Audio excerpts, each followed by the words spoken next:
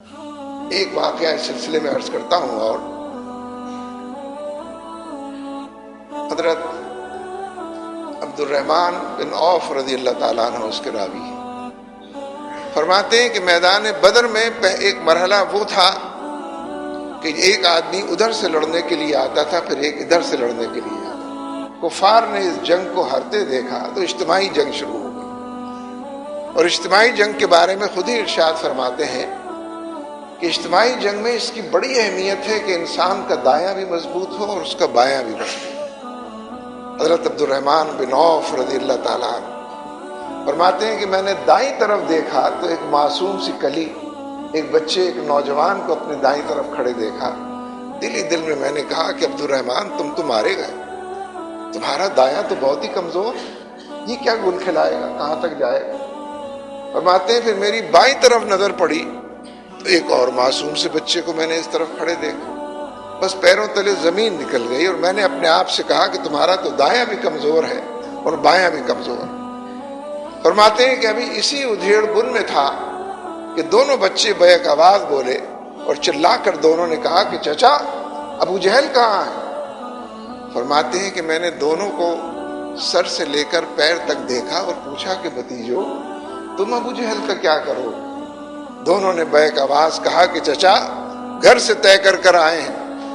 اللہ اور اس کے رسول کے باغی کا کام تمام کریں گے، جہنم رسید کریں گے، خون میں اس کو نہلائیں گے۔ فرماتے ہیں کہ میں نے کہا کہ اچھا تو دیکھو وہ سامنے وہاں مچان پر فلاں رنگ کے کپڑوں میں ملبوس بیٹھا ہے، بس وہی ابو جہل بیٹھا، بار بار اس کی فوج تتر بتر ہوتی ہے، بار بار وہ ان کو منظم کرتا، لشکارتا اور آگے کی طرف بھیجتا، بار بار اس کی فوج میں بدنظمی کی کیفیت پیدا ہوتی ہے، پھر وہ ان کو منظم کرتا ہے۔ دیکھو وہ سامنے فلاں مچان پر فلاں رنگ کے کپڑوں میں ملبوس ابو جہل بیٹھا۔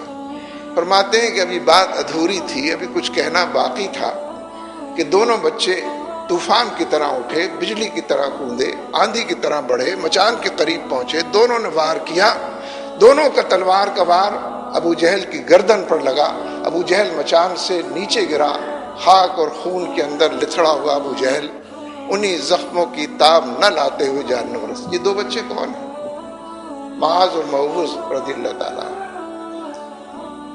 کیا بات، یہ واقعہ تو ہم بیان کرتے رہتے ہیں، لوگ سنتے رہتے ہیں، لوگ بیان کرتے ہیں، ہم سنتے ہیں، پڑھتے ہیں، لکھتے ہیں۔ یہ واقعات صرف اس لیے ہیں بدر کے اور طائف کے کہ ہم بیان کریں؟ نہیں، آپ بھی جانتے ہیں، اس لیے نہیں۔ یہ زندہ اور تابندہ واقعات۔ بدر کے میدان کا پہلا اور بنیادی سبق یہ ہے کہ جب حق اور باطل کا معرکہ ہوتا ہے، جب معروف اور منکر کی کشمکش ہوتی ہے، جب اللہ اور اس کے رسول، قال اللہ اور قال رسول کا حوالہ مضبوط ہوتا ہے اور شیطان اور اس کی ضروریت سامنے ہوتی ہے، تو عددی قوت بے معنی ہو جاتی ہے، اسلحہ، ساز و سامان بالکل ناقابل ذکر ہو جاتے ہیں۔ پھر حق خود عددی قوت، حق کے اندر خود اسلحہ اور ساز و سامان،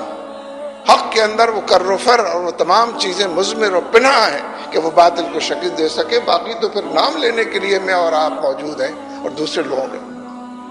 اس لیے نظریاتی کشمکش کے دور میں اور حق اور باطل کے عنوان سے میدان عمل میں نکلنے کے حوالے سے اس ایمان کو پختہ کرنے کی، ان قدموں کو جماؤ کی، استقلال اور عزم و ہمت کی، استقامت اور عزمی کی ضرورت ہے، اور بدر اس طرح رہنمائی کرتا ہے کہ ہر دور کے اندر یہ بدر، فضائے بدر پیدا کر، فرشتے تیری نصرت کو اتر سکتے ہیں گردوں سے قطار اندر قطار اب بھی